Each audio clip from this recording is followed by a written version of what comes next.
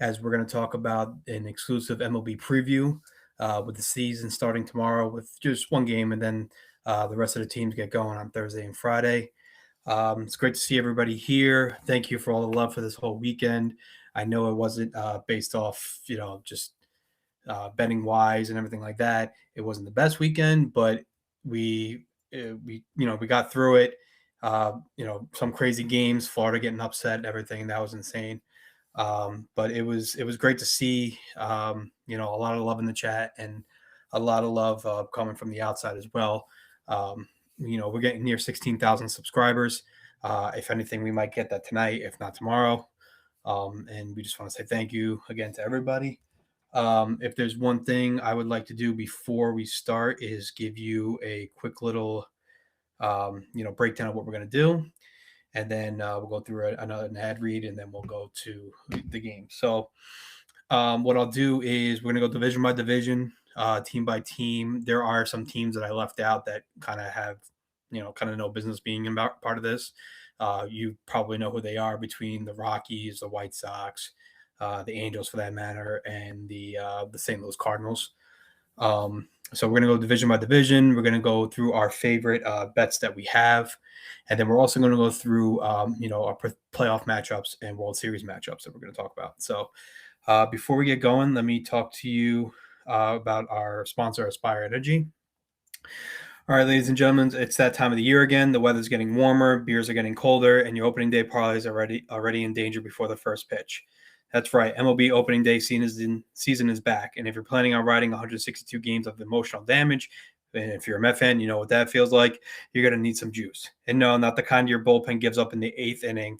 I'm talking about Aspire Energy. This stuff is an absolute weapon. 80 milligrams of clean, natural caffeine, green tea. So you're locked in from the first pitch to West Coast extra innings. No jitters, no crash, just smooth, dialed in energy while you're sweating out a plus 450 same game parlay. 0 sugar, 0 calories, which means you can crush a few of those and still have room for your 9th inning stress beers. And here's the best part. Aspire gives you that I just found a sleeper team at plus 3,000 to win the division type of energy without feeling like your heart is about to hit a walk-off home run through your chest. It's perfect for day drinking on opening day, tracking 12 bets at once like a psychopath, or arguing with your buddies on why your team is different this year. So do yourself a favor. Head over to aspiredrinks.com and use promo code DollarBets for 20% off. Because if you're going to ride the MLB season on a roller coaster, you might as well be buzzing the right way. Sorry about that. So Aspire Energy, hop in there. Let's get those orders in before a full opening day, and then maybe we can start crushing them throughout the week. So real quick, we're going to go, like I said, go division by division, team by team. We'll, make some of them quick and brief because I think there's not a lot of, there's stuff to talk about, but not to the point where, they're going to make that much of a big noise, but they're still noticeable. We're going to start with the AL East. Take two. Yeah, if you guys didn't know, I effed up the first one bad. I didn't even know who the host was. It's 1 second. So thanks, one. So we'll start with the AL East, and I'm going to share the spreadsheet I've been working on for the last couple days. Let me just grab it right here, and you guys let me know if you could see it. If not, then I can make it a little bit bigger. Let me see. Might be able to do something cool here. Give me 1 second.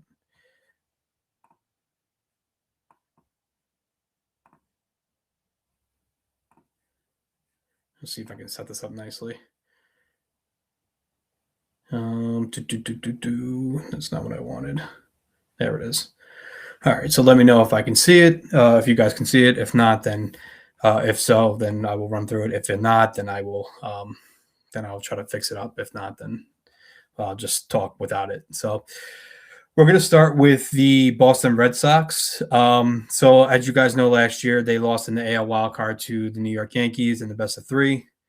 Let's just say they had a good season, season that I think a lot of them expected to do a little bit more.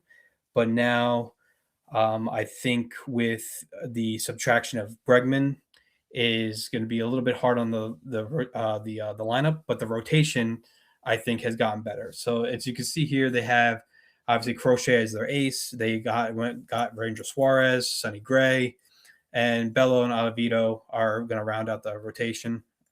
I think that's really good for Bello because as he still tries to make that big leap into a top three, top two kind of rotation arm, him as the fourth starter with not as much pressure as he usually has been is probably good for his psyche. The lineup itself, Roman Anthony, Trevor Story, Caleb Durbin. It's not in this particular order, but it's kind of just, where the projected starting lineup is going to be, who's going to be playing.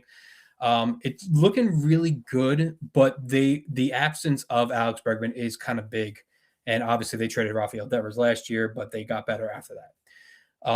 With Duran still in the mix, because there were trade rumors about him in the offseason.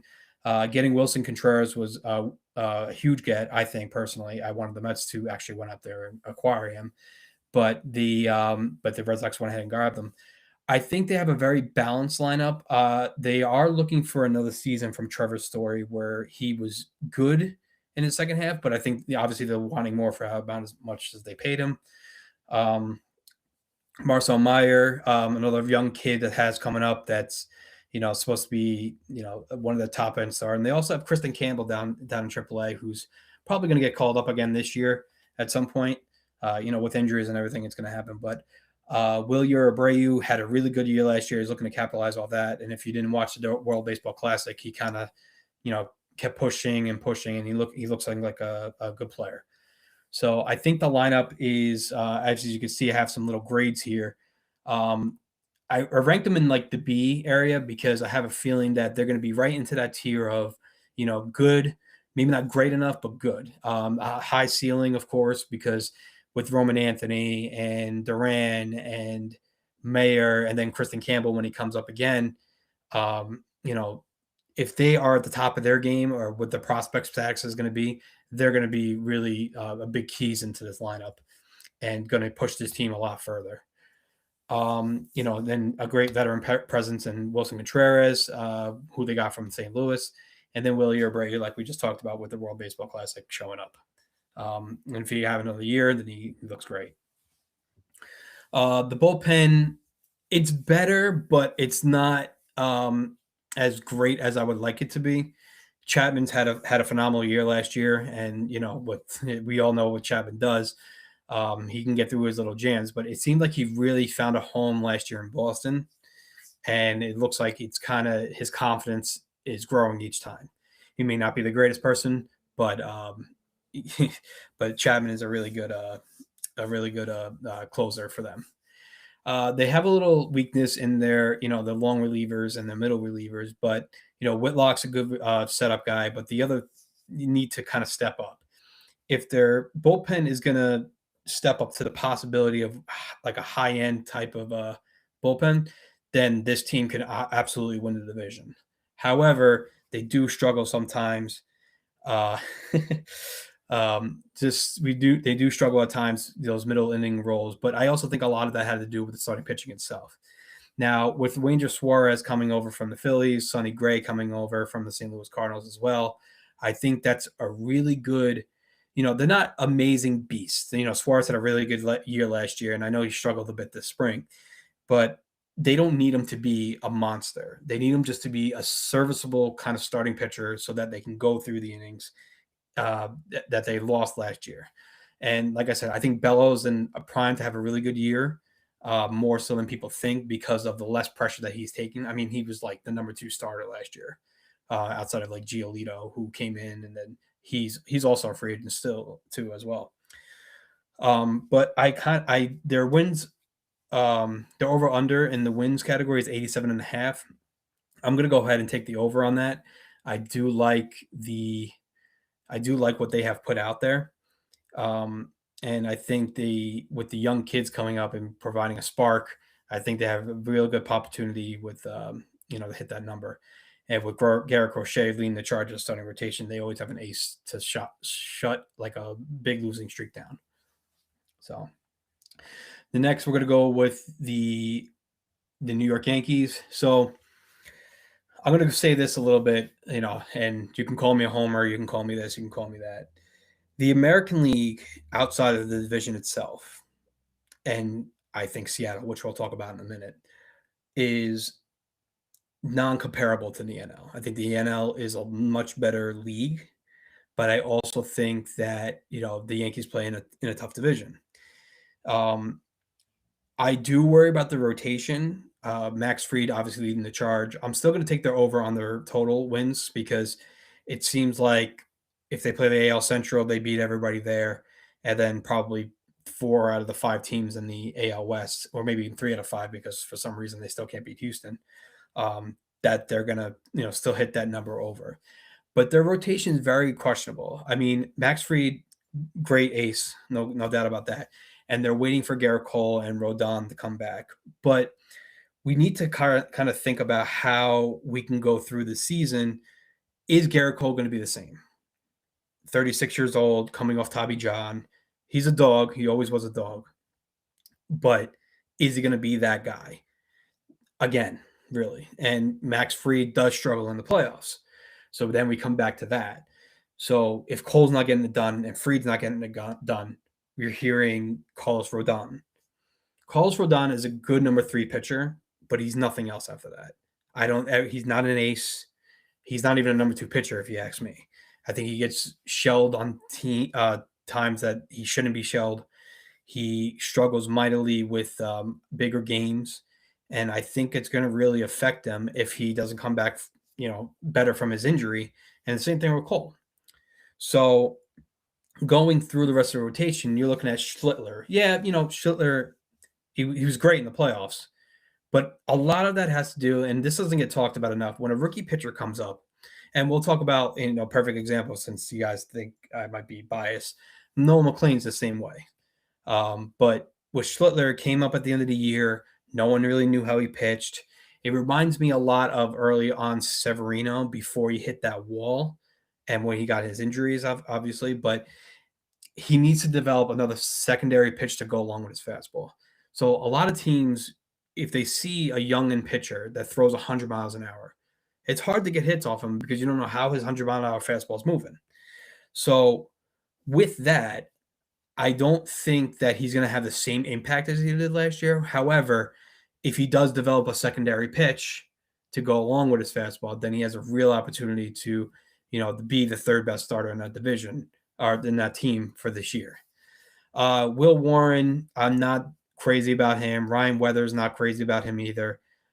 They also have Lewis Gill. He's not going to start for the first couple of weeks as they don't only need like a 5-man rotation, but or 4-man rotation for the first couple of weeks. But Lewis Gill is another person that's been up and down ever since his breakout rookie year.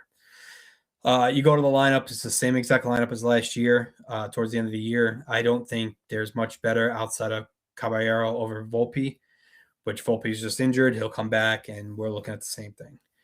The bullpen took a little bit of a hit, and Devin Williams is not end-all be-all. I will get 100% with that. Believe me, I'm not that excited that he's on the Mets.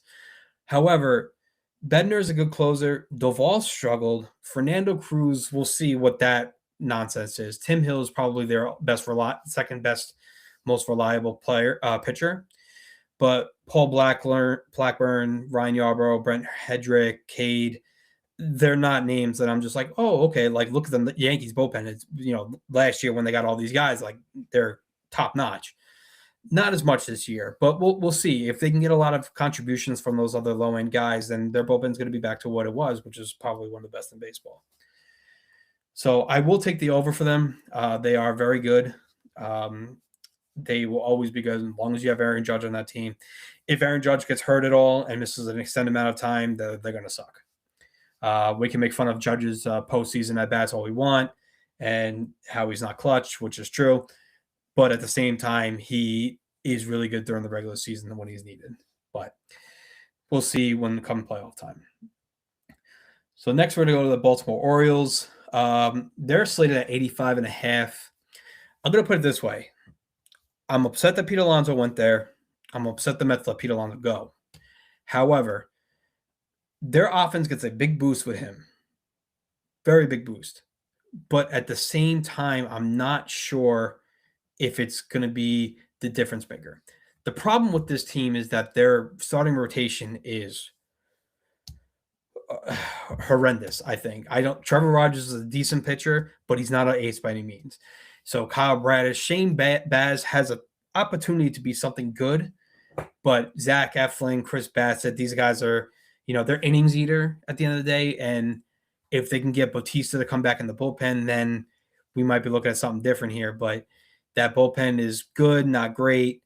But I think their rotation is going to be their downfall. So I'm going to take the under for them. I think Pete's going to hit 40 plus home runs because that's what Pete does. Gunnar, if Rutschman gets, better than what he was last year, then the offense has a chance to be literally the top of baseball. Taylor Ward, and I think I have Tyler O'Neill. I don't know if he's on the team anymore. I don't think he is. But Jackson Holiday, I know he's hurt to miss opening day. They're missing Westberg, and they have Mountcastle on the bench. So they have a really good offense, but their pitching is going to be very, their home games. I'm going to take a lot of the overs because not only is their lineup going to dominate, I think, but their starting pitching is not good enough to succeed. The next two we'll go with the Blue Jays. They're slated at 88.5. I see a major regression incoming. I don't think they can sustain what they did last year. Their rotation, I know they added Dylan Cease, and I never understood why they even gave him that contract, but someone's got to take the money in Toronto. Toronto's been trying to sign a bunch of bigger free agents, and they just haven't gotten them to come here. So Dylan Cease is fine, but not end all be all. But then, you're running out with Pounce and Scherzer. Let's see how the rotation goes. But the real question is the lineup itself. So Vlad's an MVP candidate every year. That's just the way it's going to be. This really is a George Springer kind of talk. Can he replicate exactly what he did last year? That year was like his first time he's been over an 850 OPS for 3-4 years, especially since they signed him. So he's older now. He's going to be playing a little bit more DH, so maybe that helps him. But at the end of the day, I don't think that he's going to have the same exact year. Now, Vladdy's still amazing. So Vlad can hold the whole thing. And then they also got the Japanese Akamoto.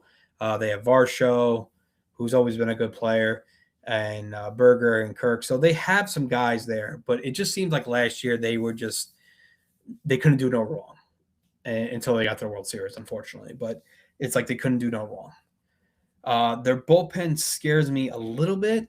I'm not the biggest Jeff Hoffman guy. I love Lewis Varland. I think he's in a great role.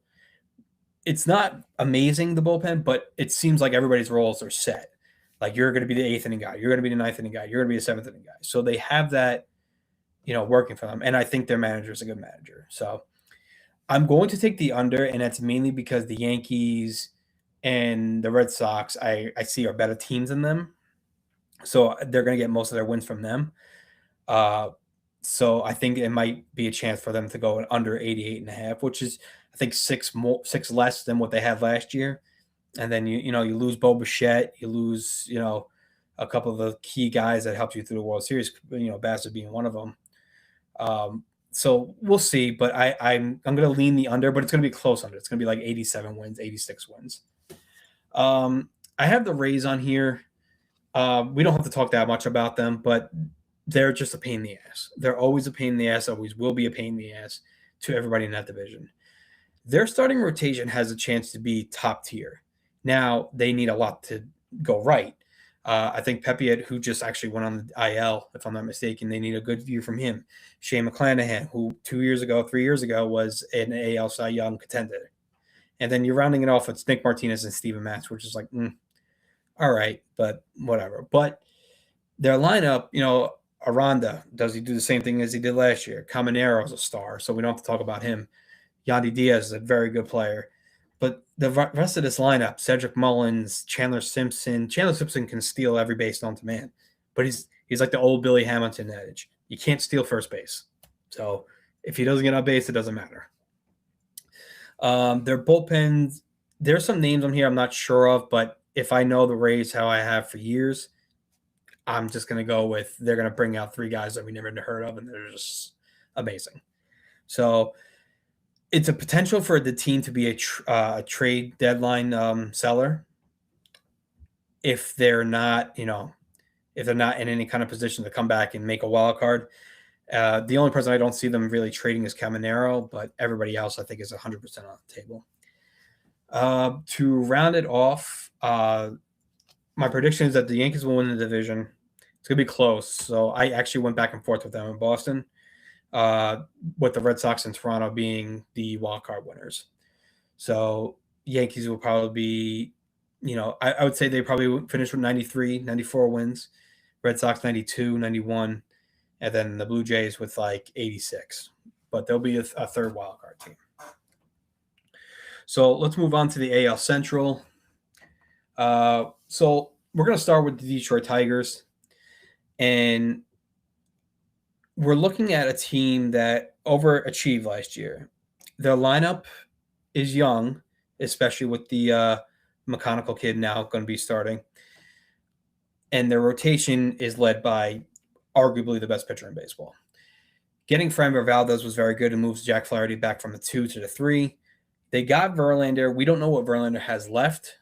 It seems like later on in the year he got a little bit more of his mojo going, which gave him 5-6 innings, that he can normally go through. And then Casey Mays, who's always been a high prospect, is just, he's just waiting to be kind of unleashed. So their rotation has a chance to be very, very good. And I don't ever see it being like a bad part of their team because of Tariq Skubal. So any 4-game losing streaks that they have, they end right there with Tariq Skubal to kind of stop the bleeding. Their lineup goes, kind of what it was last year. It's not really, outside of the kid that's being added. It's a little bit of a platoon. Javi Baez now goes to the bench. And so there's going to be mixing and matching here. So if I know AJ Hinch, he knows how to kind of manage that lineup. So in their bullpen, they added Kenley Jensen, who's still a good closer. Nothing crazy, but good closer. But their bullpen's going to be very important for those non-Skubal Valdez games. So the Flaherty blow-ups that he normally has, so they'd be able to hold that along with Verlander coming in throwing 4 innings. And then Mays, the same thing. So we go back and forth with that, but I think they'll be good enough to hit that number over 85.5. So I think we can keep going from there. The next team we're going to talk about is the Cleveland Guardians. I think this number is way too low. The Cleveland Guardians, as we know, play in one of the worst divisions in baseball, with obviously Detroit being the best team. But the White Sox, now the Twins, are even worse than they were 2 years ago or last year when they sold everybody. But the problem is that their rotation needs to kind of, what can I say? That's not like mean, but they kind of just can't shit the bed. And what I mean by that is that Tanner Bybee is their ace. Tanner Bybee is a good starter, but is he a number 1? No. Is he a number 2? Could be. He's a very high 3 guy. But Gavin Williams had a great year last year. Let's see if he can, duplicate that this year. But then you have a lot of other guys like, I don't know how to say his name, Cotillo, Cicchini, and Messick. Like, they're going to be relying on their bullpen a lot again, which they normally always do. And their bullpen's always strong, no matter who they put out there. And their lineup is just a pain-in-the-ass kind of lineup with they have an MVP player and Jose Ramirez and a bunch of guys who will smack the ball all around, but, ground outs and fly outs, but make the right baseball move. Until the Guardians get that second guy to go along with Ramirez, I don't ever see that lineup being a lineup to fear outside of one guy. Steven Kwan's a good player, but Steven Kwan's on end-all be-all. They were looking to trade him. Now, the Guardians owner is cheap as hell, so that makes a lot of sense. But the rest of their lineup is very hit or miss. Bo Naylor, as their catcher, doesn't really hit well, but he's a very good catcher, which you kind of want in your catcher. If you can get best of both worlds, then that's fucking amazing. But they're going to Reese Hoskins and Gabriel Arias, and so it's not. It could be really bad, or it can just be good enough to make them win some games. But I think that 78.5 is too low. for a team that constantly is over that 82 win, 83 win mark, no matter what year it's been, no matter who they have. So I'm going to take them over. So that's going to be one of my plays this year that I'll put in the Discord either tomorrow or tonight. Is the Cleveland Guardians over 78.5 wins. Next, so this team has been getting some steam lately. The Kansas City Royals, their over-under is 82.5. So their lineup, they have a lot of, Michael Garcia is good. Bobby Witt's an MVP candidate. Pascatino is their home run hitter. He needs to hit better outside of his home runs, but he's not a bad person to put as your 3 or home run hitter. But Sal Perez is getting up there in age. Still very good, but getting up there in age. This kid Jack that they have from the minors last year came up, played well. Let's see if he could do that again. Jonathan India, I think we're kind of past that mark of him being a good player, but he's a serviceable one.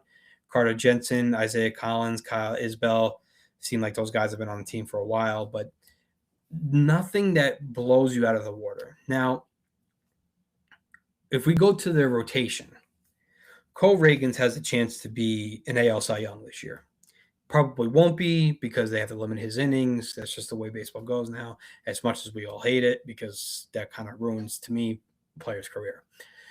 But getting the year from Michael Wacha, getting the year from Seth Lugo, again, it seems like it's not very plausible. And then, rounded off with Chris Bubick and Nolan Cameron. So this rotation has a chance to be, very top heavy, and I mean that by just one player, or they get the repeat of Wacha. If they get the repeat from Wacha and Seth Lugo as they did last year, then they're going to hit that number over. However, old saying goes, odds are you getting the same season twice and back-to-back of guys that you didn't expect from is very, very small. So let's see if they can come back and get those kind of season. If they can't, then I think this under, and I think they're the third best team in the division. The White Sox and Twins don't really, they're not there anymore, so who really cares? Twins, after the selling all their guys, they are just in a rebuild, and the White Sox are White Sox. So at the end of the day, I'm going to go with the Tigers winning the division, and then the Guardians rounding it off, and then the Royals right behind them. So let's go to the AL West. So we have who I think is the best team in the American League. The Seattle Mariners, fresh off ALCS loss to Toronto in a great 7 games, I think have gotten better. I think a rotation of Gilbert, Wu, Castillo, Kirby, another year under their belt is a great thing. Castillo may be the only one that we talk about that might be not, that great, but their rotation has the chance to be the best in baseball. Has a chance. It's probably not going to be, but it has a chance, especially if Logan Gilbert and Brian Wu take those next steps. Their lineup, they added a hell of a player in Brendan Donovan, which kind of helps them in that leadoff spot. And, they still have Josh Naylor, Randy Rosarino, Julio Rodriguez, Cal Raleigh, who was arguably the MVP last year, Dominic Canzo, Leo Rivas, and Cole Young. So a lot of, younger names down there on the bottom. But if they can get anything from them, that lineup's even going to be top tier. So I think it's already good as it is, and I easily expect them. Their bullpen's going to be good, like normal. The only, I guess, thing we have to really talk about for their team is 2 things. Does Cal continue to hit the home runs at the same pace? And does the Randy Cal beef still linger at all? I don't think it will, but at the same time, it does need to be talked about. If you guys don't know, Randy Rosarino went to go high five Cal Raleigh in the World Baseball Classic, and Cal Raleigh kind of just said, shoot. Now, apparently they've made up, and it was more so just the World Baseball Classic rivalry, and not, now that their teammates, their brothers, as they said. So we'll see. We'll see how much that really goes. To round it off, the next best team, I think, is the Houston Astros. The Houston Astros, they're just always been, the team that everybody hates, of course. Um, I'm gonna go with the over mainly because they've had the pedigree of just knowing how to win. However, if there was a year for them to not be that team, this is probably the year. Now, Hunter Brown to lead the rotation, I think Hunter Brown, and spoiler alert, he's going to be one of my AL Cy Young picks right there. Hunter Brown has a chance to be, a top 10 pitcher in this league. Now, the rest of the rotation is kind of where we, kind of fall off a little bit. Burrows, Javier, McCullers, and Imai. I think that's how you say his name. If not, then I apologize. But what are you really getting from them? Lance McCullers is a name that we've known since 2016, and he's always been hurt. He's always been up and down. There's days where he looks horrendous, and there's days where he flashes the 2016, 2017, 2018 Lance McCullers. So, and then the lineup is the lineup. The lineup is very good, and it'll always be good. But what do we really get in Paredes? Because he had a down year last year. Cam Smith, does he take another step up? Christian Walker, horrible year last year. We'll see what they get from him. So there's a lot of bounce back candidates in here. I just don't know if they can sustain it. Jordan is an AL MVP candidate every year. Is Carlos Correa anything like he was? Probably not, but still a leader and home, basically. And, and then Cam Smith. Cam Smith is the biggest point. That Cam Smith was a big part of that trade that they sent Kyle Tucker over to Chicago. So they need him to work out. And if he doesn't, then they're going to have, some issues. The bullpen, I always see Brian Abreu. He's always been good. Josh Hader's hurt to start the year, so let's see if he gets back quick enough. So that's a good 1-2 punch right there for the 9th and 8th inning. Brian King is also good. De Los Santos is good. And then the rest of the bullpen has a chance to be, just innings eater. So I'm going to take the over for them for now. And then I'm going to see if there's any kind of update during, before the season begins that makes me want to take this number. It's close that I want to bet this. If I had to pick a lean, it is the over, but I'm going to see what's going on with Hader first before I make that number. All right, so let's go to a team that I'm itching kind of to bet. So this is going to be our second best bet of the MLB future bets. Is going to be the Sacramento A's over 75.5 wins. Now, we all know the Sacramento A's as the Oakland A's and as, a punchline, a joke, all that. This year they have a chance because that lineup is pretty damn good. Kurtz, Langeliers, Soderstrom, Brooker, Lawrence Butler, a bounce back year. Max Muncy's a World Series champion. Max Muncy knows how to win. Jeff McNeil, very, very solid veteran. So their lineup has a chance to be a little bit of a punch that I don't think people really talk about as much. So in Nick Kurtz, he had a great rookie year, but let's see, again, the second year sophomore slump. Let's see if he does it again. I expect him to, but we'll see. And then their rotation, remember, they're playing in Sacramento, which is kind of like, well, what's the word? Like Colorado Rockies type nonsense where you're taking the over every time. Severino's great, not great, but good. Jeffrey Springs, they need some from him. Savale, Jacob Lopez, Luis Morales, they need inning guys. And the biggest question, I think, actually, of this team is their bullpen. Now, they traded Mason Miller last year, as you guys know. But they do have some arms in here that I've actually kind of liked. Barlow, Sterner, and even Kelly. And we'll see how long Hogan Harris has that closer role on a on a schedule. Let's see how long he can hold that to. But their bullpen's going to be the issue. So if this does not go over, it's going to be because of their bullpen. I think their rotation is good enough to get them 4 or 5 innings each night. The lineup is definitely good enough to start hitting. So I think early on, I'm going to take some overs in Oakland or Sacramento, or Vegas, whatever the hell you want to call them this week, and see how they can go about it. And I think they're definitely going to hit that number.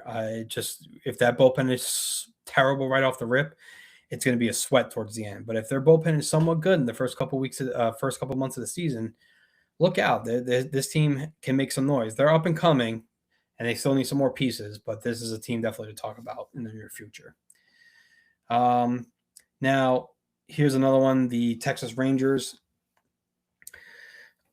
The only reason why I'm saying under is because I feel like they're trying to go through a transition year while actually not really saying it.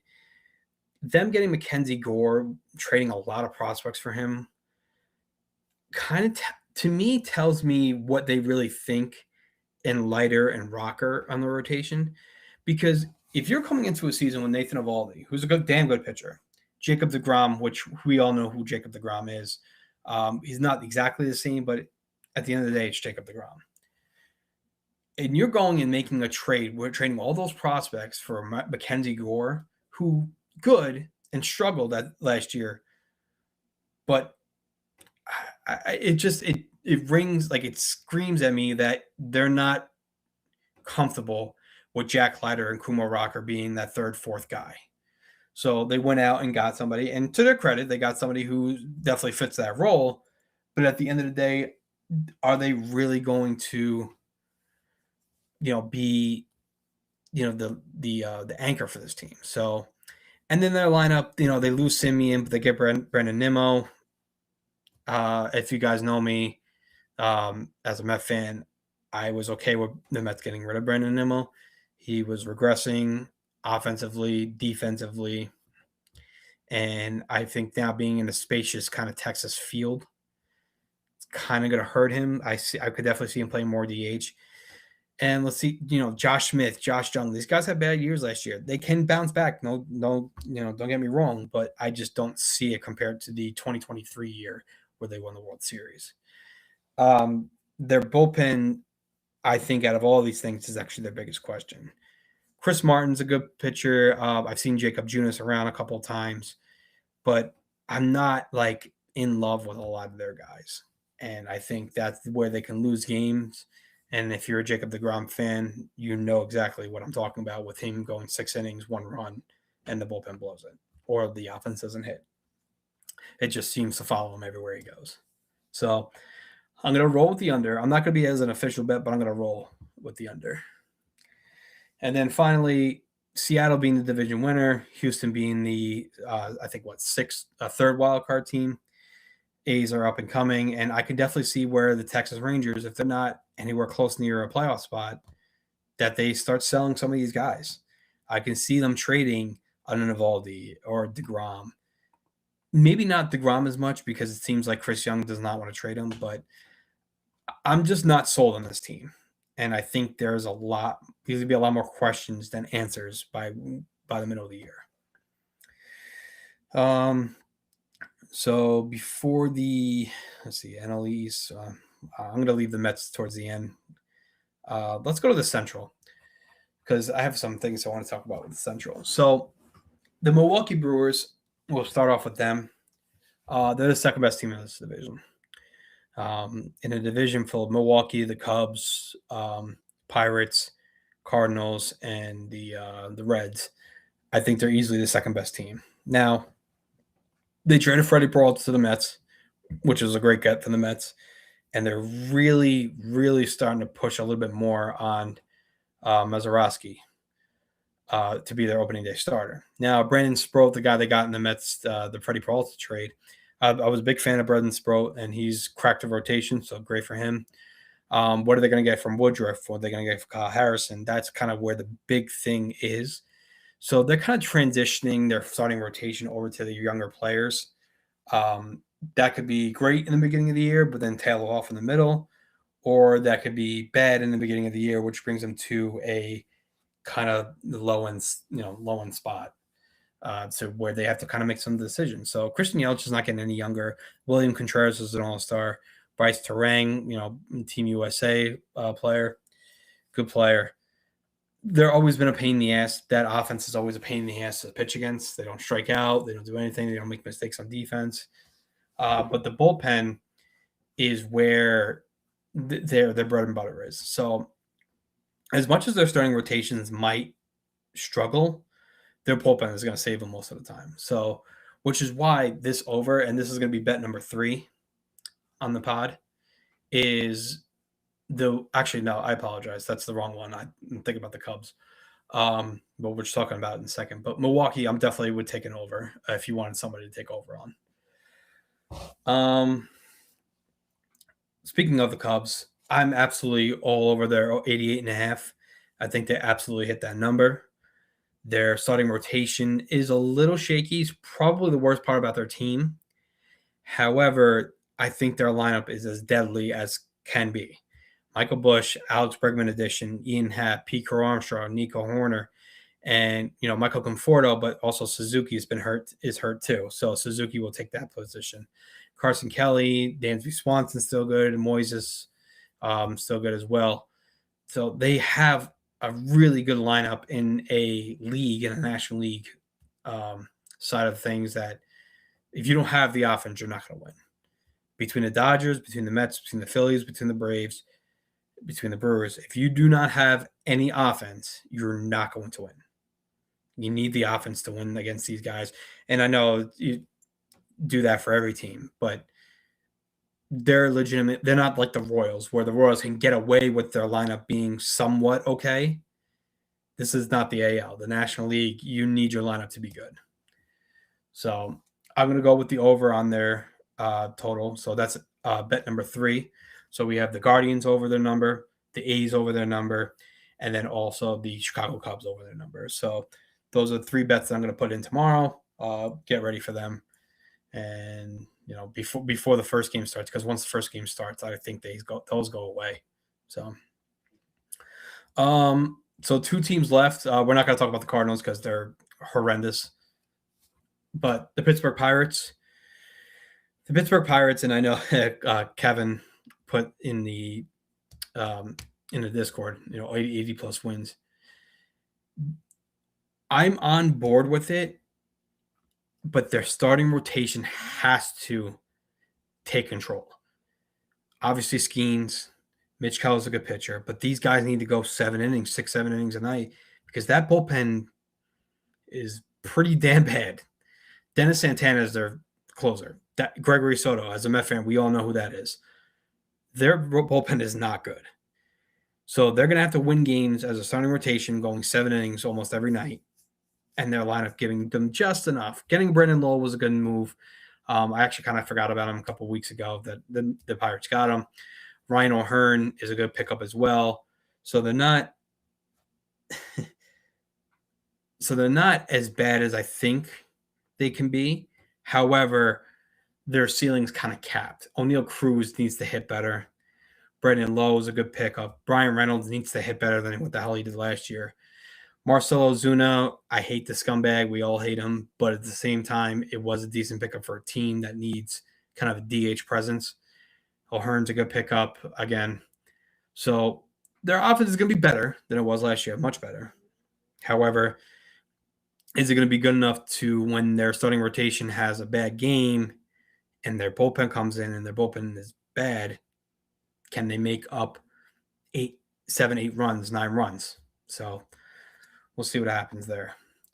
The Cincinnati Reds. So this is another team that's getting some little traction about getting the over. They had 84, they had 84 wins last year. They made a wild card that they probably shouldn't have. Shout out, the whole Mets for that. But they made a wild card team that wasn't great. It wasn't that great. It wasn't good at all, actually. But the Mets just kind of ruined that whole season for everybody. Their rotation did not get better. And now with Hunter Green being out until probably the All-Star break, how much better can it really get? Abbott was a great in the beginning of last year, but then he tailed off. Nodelo's always a decent, good pitcher, nothing crazy, but Brady Singer, Louder, Chase Burns, another young guy that they're going to have to get 158 plus innings from. But let's see if they even do that. They might, do his inning count and all that. But their lineup, Dela Cruz is a stud. Suarez, does he hit 40 plus home runs this year? Key Brian Hayes, great defensively. Let's see if he can get his offense again up. But besides their rotation and a lineup who has had questions, their bullpen, I think, is atrocious. I think it ranks right up there with the Pittsburgh Pirates as their bullpen being the main sole reason why they cannot win games. Um, Now between them and the Pirates, they have a team that they can kind of beat up on in the Cardinals. But I have a better chance with the Pirates beating the Cardinals in those games than the Reds do. Because there are some decent guys on the Cardinals, especially with their young shortstop. I forgot his name off the top of my head. Um, I don't think they're, the Reds just don't do anything for me. I think a lot of the last year they went on a crazy streak last year that got them into the playoffs. Helped their win total. But I don't think at the end of the day that it's going to be sustainable this year compared to what it was last year. In terms of predictions, the Cubs are going to win the division. I have the Milwaukee as a wild card, Pirates up and coming, and Cincinnati Reds being disappointment because I see a lot of news out there about people liking their overs. I think they're going to be a disappointing team for a lot of people. Now, we'll talk about the NL West. We don't have to talk about the Dodgers. The only thing I probably would, talk about is that I had it as over. I'm going switching it to an under. I do not like this. I think 103 last year they didn't care. They won 92 games. They didn't even care. They have the same team as they did last year. Obviously, they had Kyle Tucker and Diaz, but they didn't care last year. So I have a hard time thinking that they're going to win 103 games. I think they're going to win 96 and be like, okay, well, ho hum, we're going to be there, boom, dot, all that shit. But so I'm not going to talk that much about them. However, their offense is great.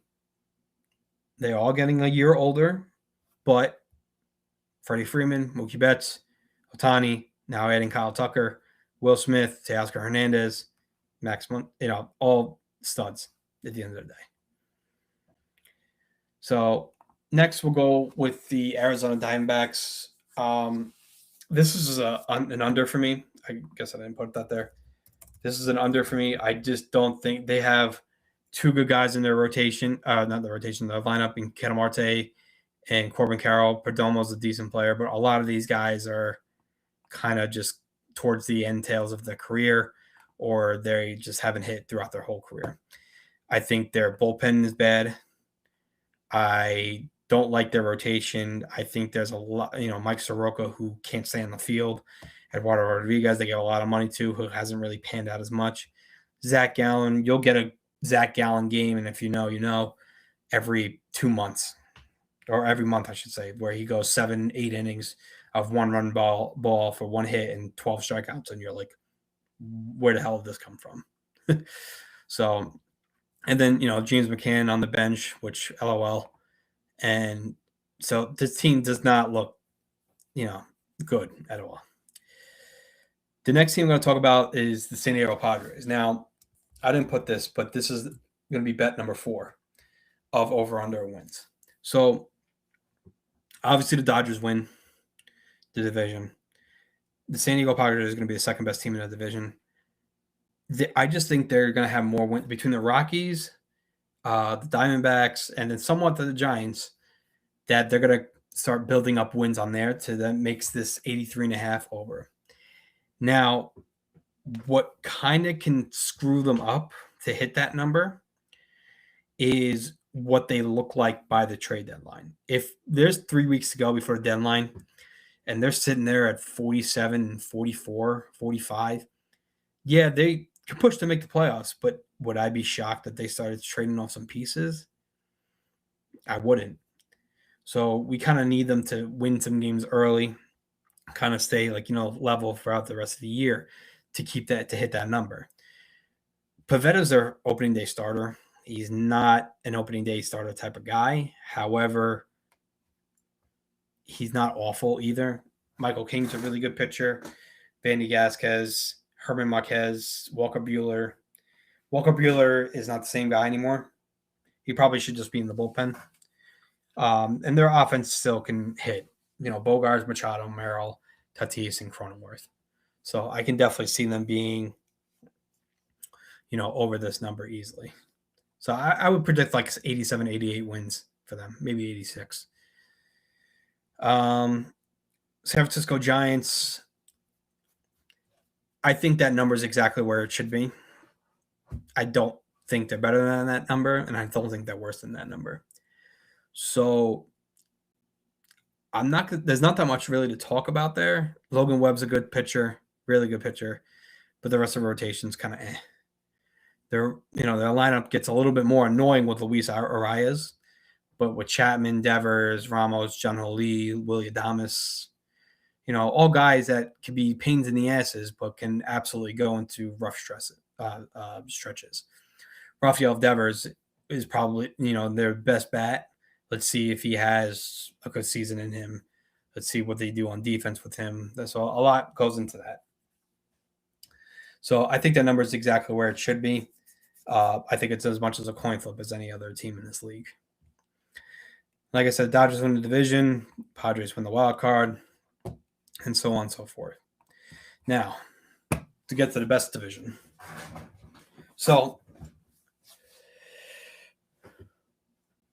we're going to go with the Mets last.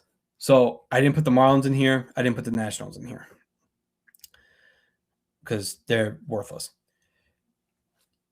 The Phillies and Atlanta. Now, Atlanta has a lot of injuries already. So before that started, I considered Atlanta the second best team in this division. I consider the Phillies the third best team. However, with the amount of injuries that Atlanta has already had at the rotation, does Chris Sale still continue to go exactly the way that he's been going? He's still older now and he gets hurt. He was hurt last year too. If Sale can stay healthy and hold the rotation down until the Schwellenbach and Strider come back, they'll be okay. However, I don't know what they're going to look like when they come back. Their lineup is good still, and they're back healthy. They added Yastrzemski and Dominic Smith, which, LOL if you're a Met fan. We understand how Dom Smith works. However, that lineup still has Acuna, who's an MVP candidate every year. Their bullpen is stronger with getting Suarez, and I think they kind of realized that with the rest of the rotation. Yes, they didn't know Strider and Schwellenbach were going to be hurt that early. However, they still went ahead and got Suarez to nail down the 8th and 9th inning. So their rotation instantly is stronger than it was last year. Or their bullpen, I'm saying. So if their rotation can give them 5 innings each night, then I definitely see them winning a bunch of games. Moving over to the Phillies. This is my hot take of the year. This is like kind of a last dance for them. My hot take is that they don't even finish above 500. My lukewarm take is that they don't even make the playoffs. 89.5 is kind of where I thought they would be, but maybe a couple games less. And they might make the playoffs based off just the rest of the National League. The Brewers and Dodgers and then Atlanta. So they might sneak in. However, I'm going to say the under on 89.5. 85 is where I have them. I don't know what this rotation is going to be again this year. Christopher Sanchez was great last year. Aaron Nola was good. Zach Wheeler's still hurt. But you're rounding it off with Taijuan Walker and Andrew Painter until Wheeler comes back. And I think their bullpen's a little better than last year, stronger. But those secondary pieces, the Zach Pock, the Tim Mazaya, Jonathan Bolin, that's kind of where you lose me a little bit. Their offense is still, good. Do we get a Bryce Harper type season, MVP type season because of the comments made by the general manager? We'll see. Adolis Garcia, how much does he have left? JT Realmuto, we'll talk about somebody, how much does he really have left? Somebody who's getting beaten down. And Trey Turner has not been what they've kind of bought. I think he's been less than desirable, but he's still Trey Turner, so he can have a great year. And then Schwarber probably hit 50 home runs like normal. So it's more the pitching on for me. I could be completely wrong. I just don't see – ever since they lost in 2002 to the Astros, there's been nothing that says to me, hey, they're the best team in the league. And I think they're probably the 6th best team in the league. in the National League, maybe 7. But let's talk about the real team in the National League East, New York Mets. Now, call me a homer, don't care. This team is better than it was last year before it even gets on the field. Now, this is Mets luck. We'll see how that goes. But the rotation is upgrading. The lineup, I think, is upgraded. Yes, they lose Alonso, they lose the power, and this lineup doesn't have that much power outside of Soto and Lindor. However, they don't strike out as much now. They put the ball in play more. And I think on an offensive standpoint, or a team that for the love of God, could not get a sac fly to save their life last year. You have a lot of guys now here between Bichette, Polanco, Semien. Semien didn't have a great offensive year last year. However, he's a serviceable guy who can do the necessary thing to win a baseball game. A ground out to second to score a run from third instead of striking out. A fly ball to left field to score a run from third with less than 2 outs. Same thing. We have more guys like that this year than we have in the last 2 years. But even 2024, they hit, but they struck out a lot. So more well-rounded lineup, I think. And then you add in Juan Soto, which, if you guys know, I already put Juan Soto as an MVP candidate. I think he's going to win the MVP. He is a lot more joyful this year of being the Juan Soto that we all know. And it just seems like it's coming out of him naturally. The bullpen's probably their biggest weakness. It's very hit or miss. We don't know what Devin Williams is going to be. We don't. Losing Diaz sucks. Luke Weaver's a good reliever. Brooks Raley, good reliever. Brazoban, if he could show what he did in the World Baseball Classic, then they got one right there too. Tobias Myers, we'll see what the kids got. I liked when they got him as well with Freddie Peralta in the Freddie Peralta trade. And then Sean Manaea, which is a little bit should be more talked about because I think Sean Manaea is going to stay in that bullpen for the whole year. I think if there's anybody who loses a spot in that rotation, it's definitely him. And if they need to add another guy in there, we're going to look at a Christian Scott, which if you know who Christian Scott is, as us Met fans, we do know. Christian Scott's a very good young prospect that came up 2 years ago. Unfortunately, he had a surgery, so he missed all of last year. However, he was considered one of the best prospects that they had. So we'll see what he comes out to. But getting Freddie Peralta as an ace of the staff, where they didn't have one last year, was huge. Noel McLean, let's see how he does in his sophomore year. He's nothing but talked about how he's one of the best pitchers in baseball already. We'll see what he can do. I have high hope for him. The guy that really needs to be talked about is Kodai Senga. Kodai Senga is the X factor in this rotation. Because if Kodai Senga can turn into the Kodai Senga that we know, who has the 1.7 ERA that we've seen a couple times now since he's been over here, that's the biggest difference in this rotation. Because instead of relying on Peterson and Clay Holmes and even Christian Scott and maybe Jonah Tongue later on to kind of pick up that slack, him as the number 3 guy and being that number 3 guy that they need, or even a 2 if McLean, takes a step back somewhat, that's the biggest difference. And for that rotation, so that these other guys are not stressed out that they have to eat every inning. They need an innings eater, and that's why they put Manaea in the bullpen to kind of come out and take 2-3 innings every couple of days from the bullpen so that they don't have to keep using them. I think a lot of these guys have bounce back years. Clay Holmes had a good year last year.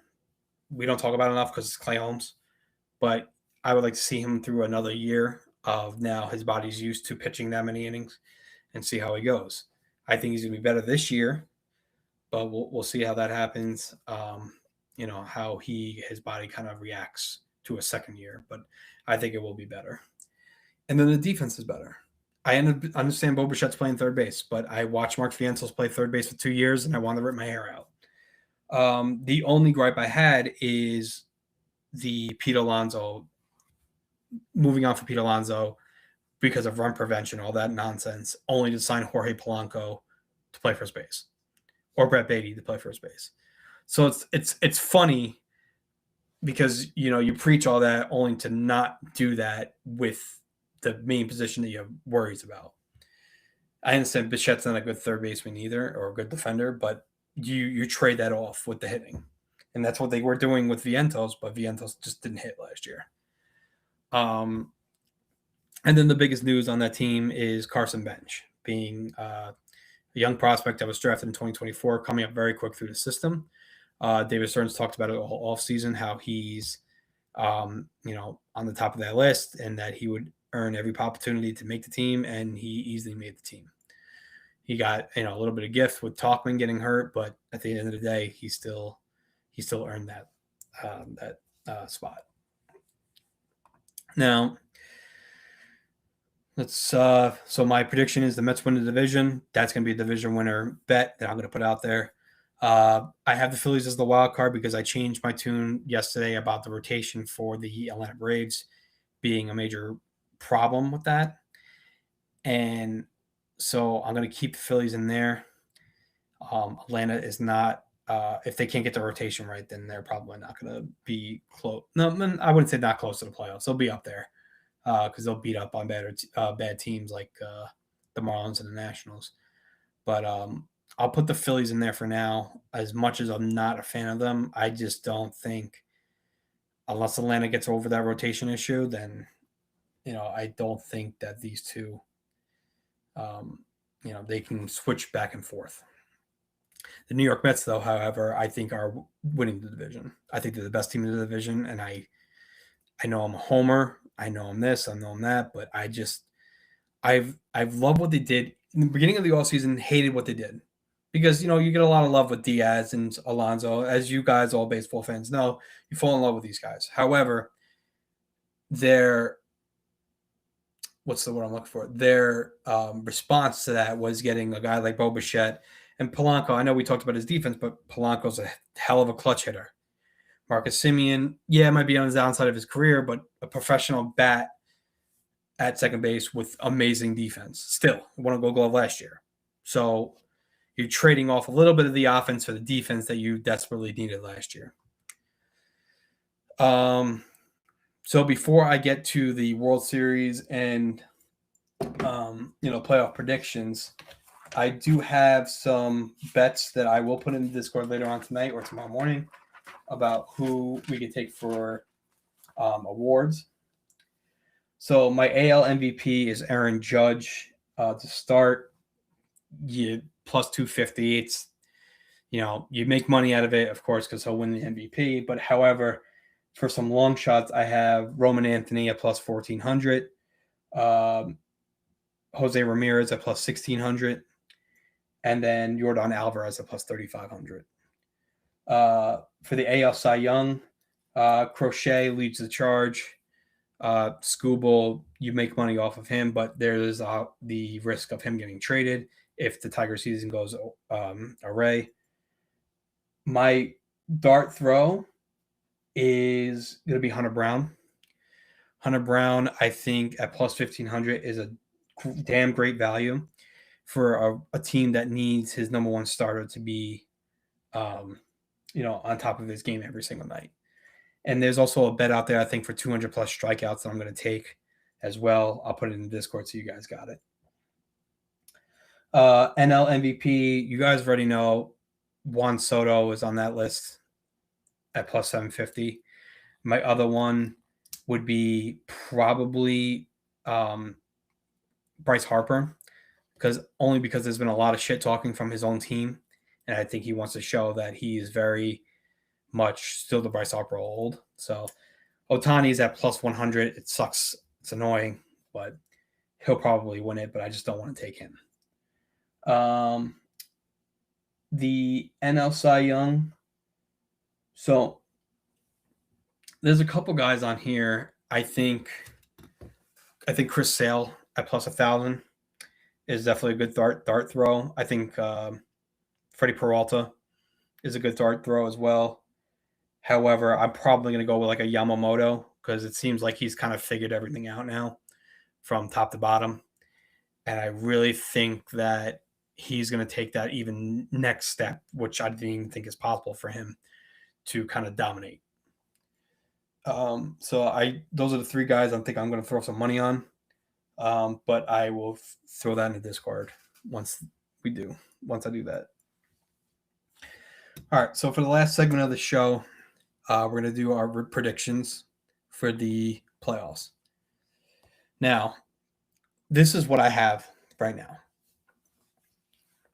The Dodgers being the number 1 seed. We'll talk about the NL first.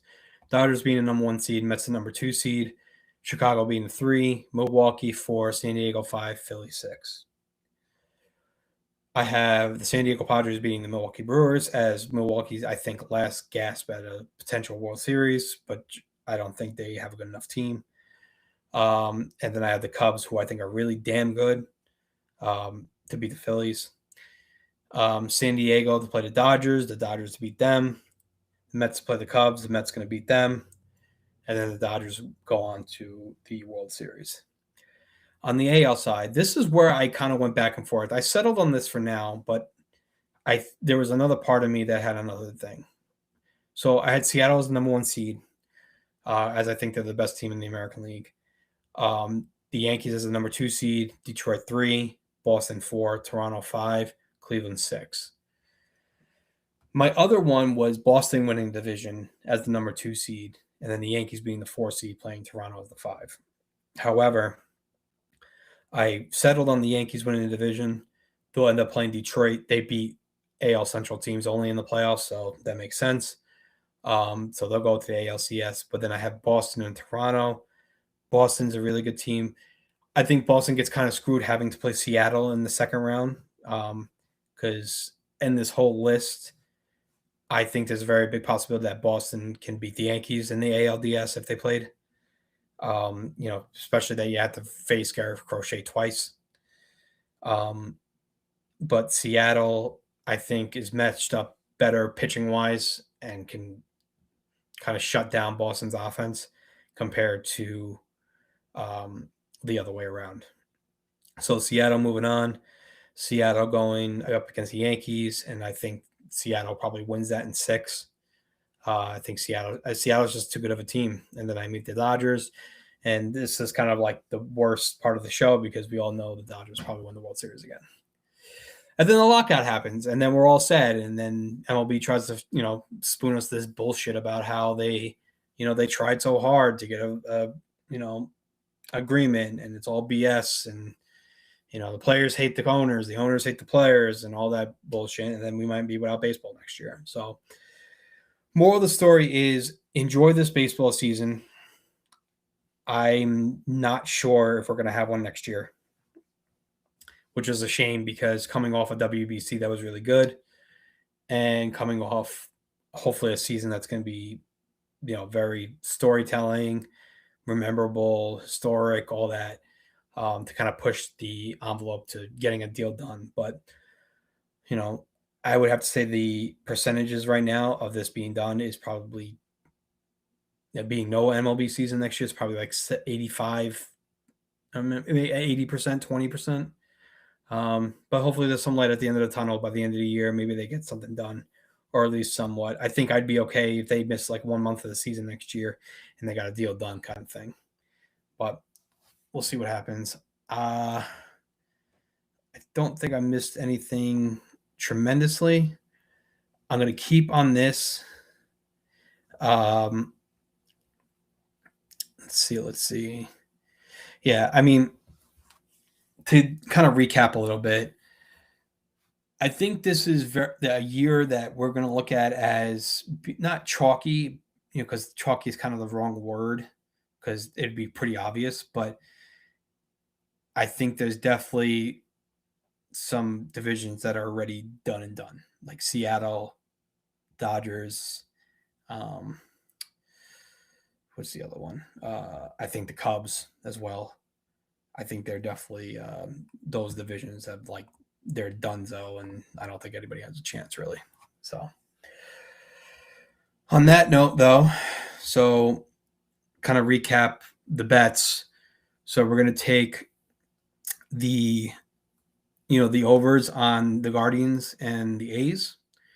We're going to take the over on the on one second. I'm just reading what everybody's writing in the chat. What's up, T? It's been a long while, bud. Bring back the KBL and ESPN. Fun fact, I used to bet on that all the time during COVID. So recap the bets that I'll definitely put in the Discord is the A's over the win total, the Guardians over the win total, the Padres, the Cubs over their win total, and I think I might throw the Mets in there as well. In terms of MVPs, we already have the Juan Soto bet. In the AL, I might throw some money on Roman Anthony for sure. And then the Cy Young, I'm going to definitely put some money on Hunter Brown. So